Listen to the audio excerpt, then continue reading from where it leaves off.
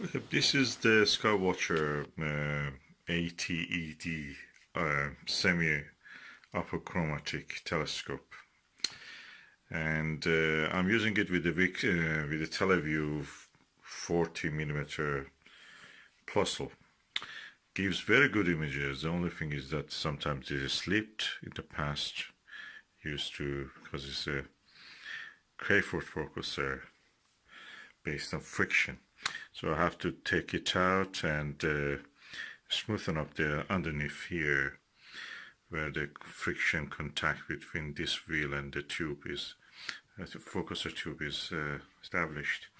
So it now works, and we can lock it also. There is a lock mechanism, this screw there. Beautiful telescope, gives good views, easy to manipulate.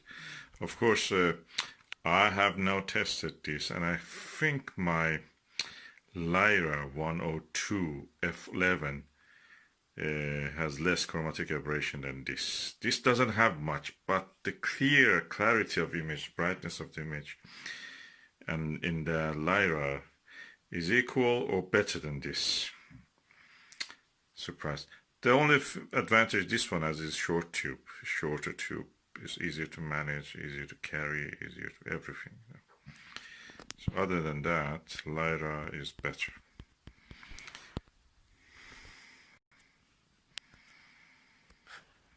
So, nice telescope, and of course beautiful. By the way, just to avoid the loss of the eyepiece cap in the dark, I just use this to put it onward. I don't need to put it all the time. When I'm observing, I don't need. It's indoors, but the caps get lost, so I don't want to risk that. This is expensive eyepiece. The second hand, even it is £80. If you count, if you're lucky, £80. It's more than that, £110 probably.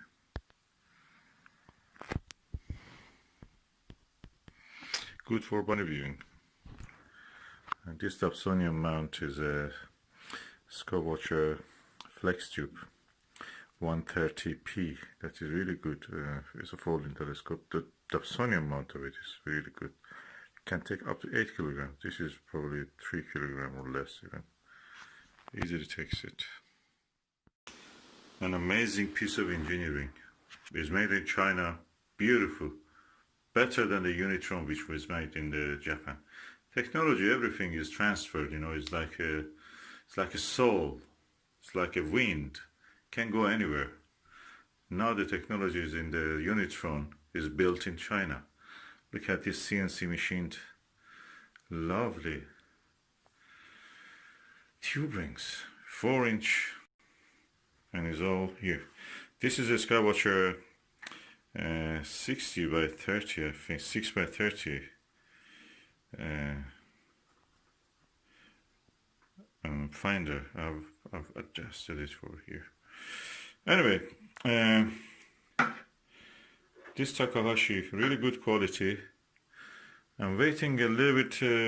Venus comes out of the leafy parts, and so I can actually go and have observation without the leaves changing from time to time that cause a little bit disturbance.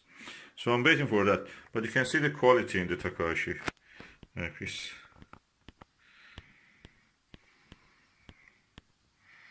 Beautiful pieces.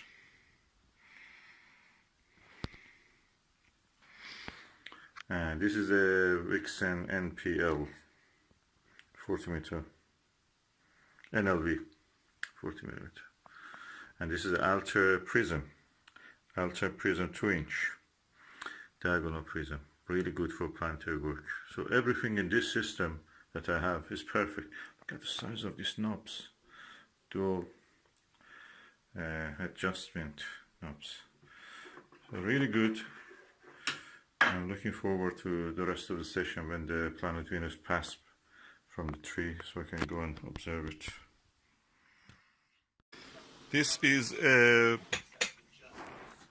Lyra 102 f11 telescope, refractor telescope. It has some features which I'd like to mention. First of all, this is a long tube telescope. It's achromatic telescope, but because it has a long focal length, it's a doublet lens, of course, in front. Practically, it acts and works like a apochromatic, meaning that there is no color fringe or chromatic aberration, as we call it. The other feature of it is that beautiful, smooth feather touch Crayford dual speed focuser. That just on its own is a lot. That's probably cost around 150-60 pounds on its own. Then we come to the tube rings. These tube rings are CNC machined. The movements of this telescope and this Dobsonian mount is so smooth. It's because the weight is right for this. It's butter smooth. Well, more now on lockdown. The next question of whether to wear face masks. We're joined by the Welsh Health Minister, Vaughan Gething. Thank you very much indeed for being with us. Perfect. What's your view on face masks? Well, at the moment we've got pretty clear evidence and advice from the 40 medicals across the UK. Okay, we loosen up this screw and then the dust cap, the dew shield will come down.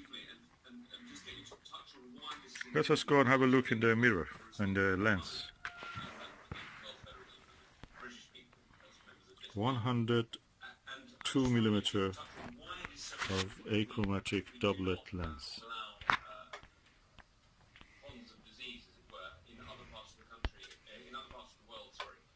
And the potential implications for that coming back to the UK and why this is so important.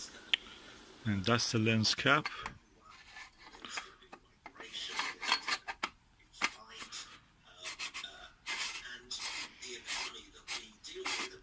Completely protected now.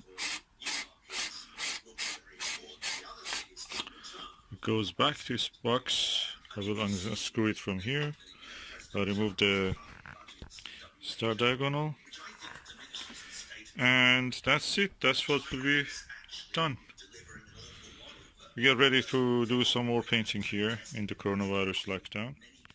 I'm now looking at the planet Venus with the Takahashi multi-coated long eye relief 7.5mm 52 degrees eyepiece through the Lyra 102 f11 telescope, refractor telescope.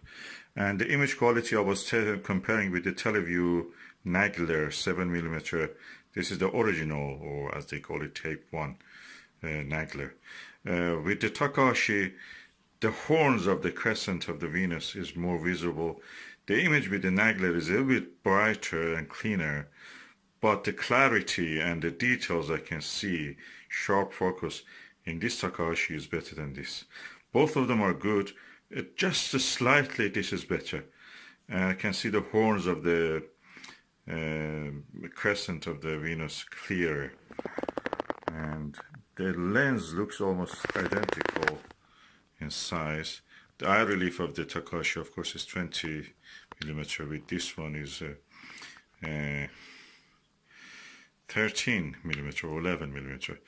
The field of view of this is 82, and with this is 52. I don't feel that that is affecting the view as much as I expected.